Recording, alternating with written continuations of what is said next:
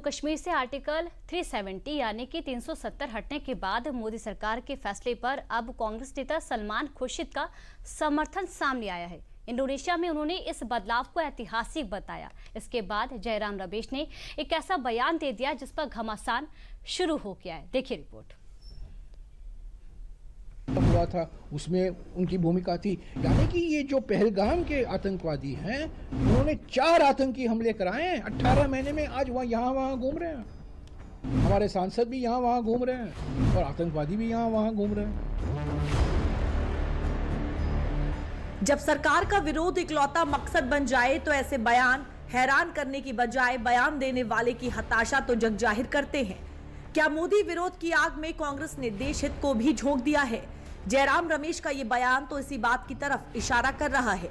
ये बयान भी कांग्रेस के किसी छिटपुट नेता की तरफ से नहीं आया है। जयराम रमेश गांधी परिवार के वो सिपहसालार हैं जो कांग्रेस की सियासत की दिशा और दशा तय करते हैं। लेकिन उस पार्टी की सियासत की दिशा क्या है और दशा क्या होगी, इसका अंदाजा उसके सिपहसालार के बयान से ही लगाया जा सकता है। सवाल उठ रहा है कि क्या कांग्रेस को विदेशों में भारत का बखान रास नहीं आ रहा है? क्योंकि एक तरफ दुनिया में भारत का परचम लहरा रहा है तो दूसरी तरफ देश में ही कांग्रेस ऐसी भाषा का प्रयोग कर रही है। जयराम रमेश की इस कुंठा को बीजेपी ने कटघरे में खड़ा कर दिया है। कल तो मुझे बड़ा दुख लगा और आश्चर्य भी लगा। आप सोच के देखिए, जयराम रमेश जो कि दाहिने हाथ है गांधी परिवार के, उनका बयान आता है और उनके बयान में कहा जाता है कि यहाँ आतंकवादी घूम रहे हैं और वहां जो है सांसद घूम रहे हैं। एक ही सांस में आपने आतंकवादियों को सांसदों के साथ समान कर दिया। अरे आप ये तो सोचिए कि जो सांसद घूम रहे हैं, जो सांसद बाहर डेलीगेशन में गए, वो घूमने नहीं गए, वो भारत के पक्ष को मजबूती से विश्व के दरबार में रखने गए और उसमें आपके भी सांसद हैं। नाम हर कोई जानता है, आपके भी सांसद हैं जो अच्छे तरीके से देश के विषय को विश्व के पटल पे रख रहे हैं। और राहुल गांधी और उनके लोग कह रहे हैं कि आतंकवादी घूम रहे हैं और सांसद घूम रहे हैं। ऑपरेशन सिंदूर के बाद से ही बयानों पर यह सियासत लगातार जारी है। एक तरफ कांग्रेस आतंकवाद के खिलाफ सरकार की हर कोशिश में साथ रहने का दावा करती है तो दूसरी तरफ उसको अपना सियासी मकसद भी याद आ जाता है। एक तरफ कांग्रेस विदेशों में डेलीगेशन भेजे जाने के सरकार के फैसले का स्वागत करती है तो दूसरी तरफ उसी डेलीगेशन को आतंकियों के साथ जोड़ देती है। कर रहा है।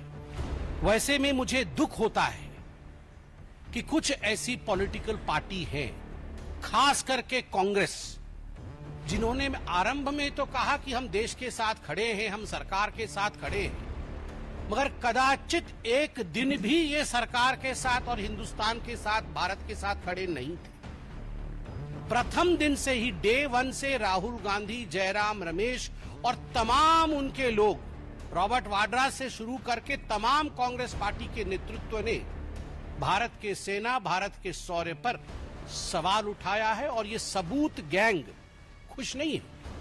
वो दिन भी था जब आतंकवादियों को पीएमओ बुलाया जाता था। तत्कालीन प्रधानमंत्री सोनिया जी के कहने पर आतंकवादियों को अपने घर, अपने निवास और अपने ऑफिस पे बुलाते थे। उनका सत्कार होता था, उन्हें तोहफा दिया जाता था।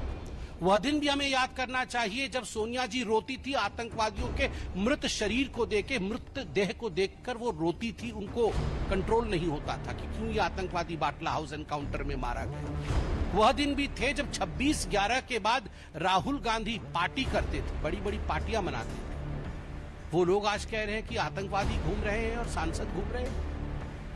एक तरफ आतंकवाद की फैक्ट्री पाकिस्तान की जग हसाई में भारत का डेलीगेशन कोई कसर नहीं छोड़ रहा तो दूसरी तरफ कांग्रेस की तरफ से आ रहे विवादित बयान न सिर्फ उन सांसदों का बल्कि देश का भी मनोबल गिराने का काम कर रहा है। दरअसल भारत की तरफ से भेजे गए डेलीगेशन में कांग्रेस के भी कई नेता हैं जो विदेशों में भारत का पक्ष बेबाकी से रख रहे हैं। हाल ही में कांग्रेस सांसद शशि थरूर के कुछ बयान कांग्रेस को रास नहीं आए थे।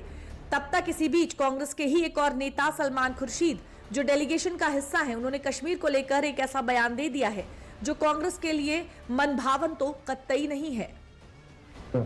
Kashmir had a major problem for a long time.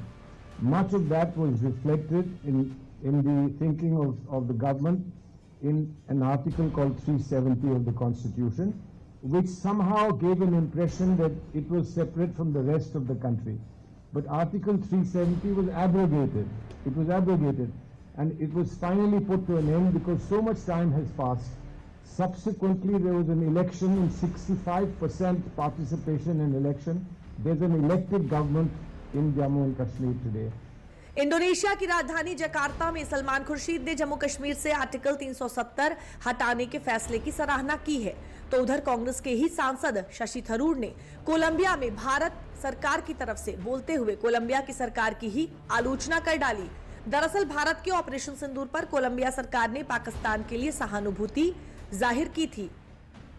I have to say that we were a little disappointed in the reaction of the Colombian government, which apparently expressed heartfelt condolences on the loss of lives in Pakistan after the Indian strikes, rather than sympathizing with the victims of terrorism. We will say to our friends in Colombia, there can be no equivalence between those who dispatch terrorists and those who resist them. There can be no equivalence between those who attack and those who defend. आतंकवाद पर भारत की नीति को साफ करने और पाकिस्तान को बेनकाब करने के लिए गए इस डेलीगेशन में कांग्रेस के नेताओं के इन बयानों की देश में तो जमकर तारीफ हो रही है, लेकिन सियासी गलियारों में कांग्रेस इसे अपने लिए मुसीबत के तौर पर देख रही है और इसकी हताशा देश में कांग्रेस के नेताओं के बयानों में झलक रही है।